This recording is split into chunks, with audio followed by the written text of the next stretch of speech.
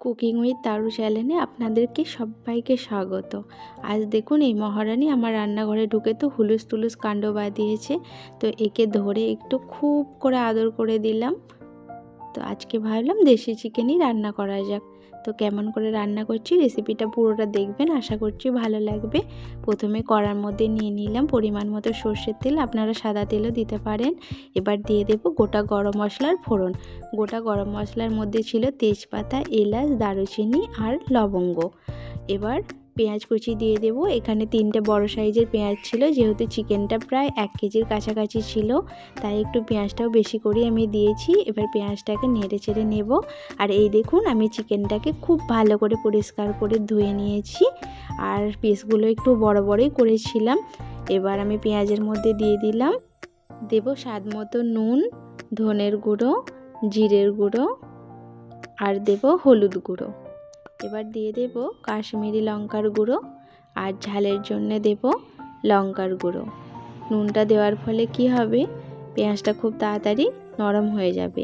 এবার দিয়ে দেব 2 চামচ আদা রসুনের পেস্ট, আর এবার দিয়ে দেব গোলমরিচের গুঁড়ো।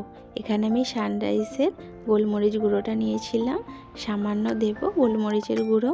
এবার এই মশলাগুলো খুব ভালো করে কষিয়ে নেব, যাতে মশলার কাঁচা গন্ধটা না থাকে। আর মশলা থেকে যখন তেল ছেড়ে যাবে তখন বুঝবেন যে মশলাটা খুব ভালো পারফেক্টভাবে কষানো হয়ে গেছে। এই দেখুন আমি মশলাগুলো খুব সুন্দরভাবে কষিয়ে নিচ্ছি। ঠিক এরকমভাবেই কষিয়ে নিতে হবে মশলাগুলোকে। অল্প অল্প পানি দিয়েও কষাতে পারেন। এবার দিয়ে দেব টমেটো কুচি। এখানে একটি বড় সাইজের টমেটো নিয়েছিলাম, কুচি কুচি করে কেটে দিয়ে দিলাম। এবার কষিয়ে নেব টমেটোর সঙ্গে মশলাগুলো খুব ভালো করে। যতক্ষণ না আমাদের মশলায় তেল ছাড়বে ততক্ষণ এরকম অল্প অল্প পানি দিয়ে আমরা মশলাটাকে কষাবো, যাতে তলায় ধরে না যায়। মশলা কষালে কিন্তু রেসিপিটা আরও টেস্টি হবে। দেখুন আমার মশলা এখানে কষানো হয়ে গেছে, পুরোপুরি চেঞ্জ হয়ে গেছে কালারটা। এবার আমি ধুয়ে রাখা দেশি চিকেনগুলো দিয়ে দেব। এবার খুব ভালো করে নেড়ে চেড়ে মশলার সঙ্গে আমি চিকেনগুলোকে মিশিয়ে নেব, যাতে মশলাগুলো খুব সুন্দরভাবে চিকেনের মধ্যে ঢুকে যায়। যত ভালো করে এই চিকেনটা কষানো হবে খেতে কিন্তু ততটাই ভালো লাগবে। খুব সুন্দর করে কষিয়ে নেব বন্ধুরা। আর আমি এখানে এবার দিয়ে দেব মিট মশলা। এটা সানরাইসের মিট মশলা ছিল। এবার সামান্য একটু পানি দিয়ে খুব সুন্দর করে কষিয়ে নেব মশলাটার সঙ্গে চিকেনটাকে।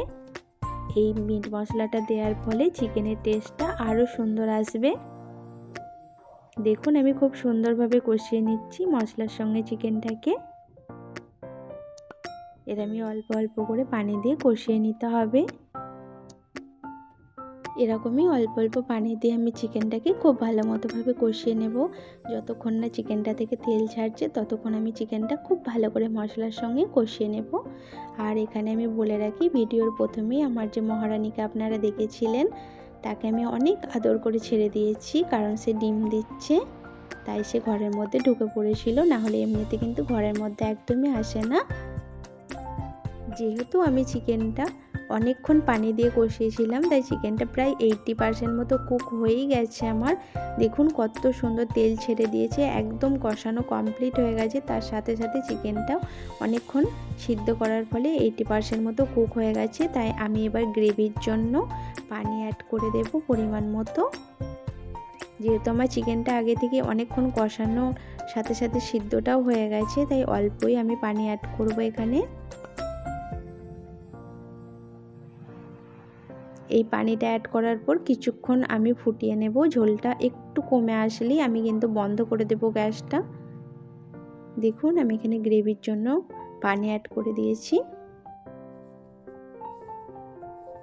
এবার ঝোলটা একটু মরে আসলেই আমি ধনেপাতা ছিটিয়ে দেব পরিমাণ মতো। দেখুন আমার ঝোলটা অনেকটা মরে এসেছে। এবার আমি দিয়ে দিলাম পরিমাণ মতো ধনেপাতা। এবার গ্যাসটা বন্ধ করে দিয়েছি। দেখুন এত সুন্দর কালারটা এসেছে আর খেতেও হয়েছিল দুর্দান্ত। আপনাদের যদি আমার রেসিপি ভালো লাগে তাহলে অবশ্যই আমার চ্যানেলটি সাবস্ক্রাইব করে নেবেন আর সঙ্গে থাকা বেল আইকনটিও প্রেস করে দেবেন, তাহলে সবার প্রথমে আমার টেস্টি আর সুস্বাদু রেসিপিগুলো আপনাদের কাছে পৌঁছে যাবে। ভালো থাকবেন, সুস্থ থাকবেন, আল্লাহ হাফেজ।